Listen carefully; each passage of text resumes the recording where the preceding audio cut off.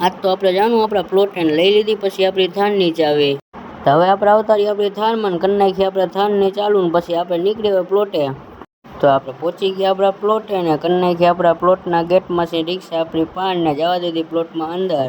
તો આપણે પહોંચી ગયા આપણા પ્લોટે ને આપણે ઉતાર્યા થારમાં નીચે ને આપણે કારણ કે રિક્ષામાં પિંજરા ઉતારવાના હતા ને એમાં ચાલવાનું હતી પછી કોથળિયું. તો આપણે થારમાં પિંજરા ઉતારી નાખ્યા ને થઈ ગયા આપણી થાર ખાલી ને હવે આપણે જોવાનું ઓઇલ.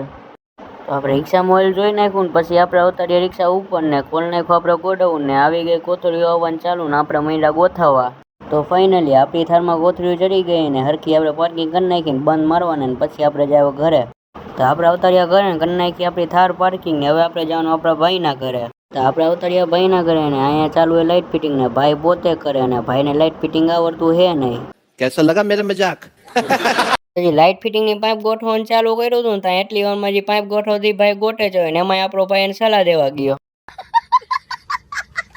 ભાઈએ સલાહ આપી પ્રમાણે કામ તો કર્યું ને લાઈન આપણે કરી નાખી ફિટ ને આવી ગઈ પરફેક્ટ. ભાઈના મકાનમાં બધું કામ પૂરું થઈ ગયું અને હવે આપણે જાય ઘરે ને ઘરે જઈને હોઈ જાય ને કારણ કે હવારે આપણે 5:30 જવાનું આપણી થાર લઈને રાજકોટ કોથળિયું ખાલી કરવા. તો હવે આપણે ઉઠી ગયા ને પડી ગઈ હવાઈ ને વાગી ગયા હવાઈના 5:30 ને હવે આપણે થાર લઈને નીકળી. હવે થાર લઈને નીકળી ગયા ને આપણે જવાનું એ રાજકોટ. તો હજી થાર લઈને અડધે પહોંચ્યા હતા ને જોયું તો આમાં ડીઝલ ઓછો તો પછી આપણે એક પેટ્રોલ પંપે રાખીને એમાં આપણે થારમાં પૂરા નાખ્યું 50,000નું ડીઝલ. હવે વાગી ગયા હતા 7 ને આપણે પહોંચી ગયા ગ્રીન લાઈન ચોકડી ને હવે આપણે જવાનું રાજકોટ માર્કેટ યાર્ડમાં અંદર. તો યાર્ડમાં આપણે અવતરીએ ને કરી નાખી થાર પાર્કિંગ ને કારણ કે દુકાનવાળા ભાઈ હજી આવ્યા નતા. ત્યાં હજી થાર પાર્કિંગ કરી હતી ને ત્યાં એટલી વારમાં દુકાનવાળા ભાઈ આવી ગયા ને પછી કરી નાખી આપણી થારમાં કોથળિયું ખાલી. થોડું ખાલી કરીને બેઠા હતા ને ત્યાં ચા મગાવી નાખીને ચા પીને પછી નીકળી ગયા આપણે પૈસા લઈને ઘરે ને આવી ગયા આજના પૈસા ને આજ તો પૈસા હોગા. પૈસા હોગા.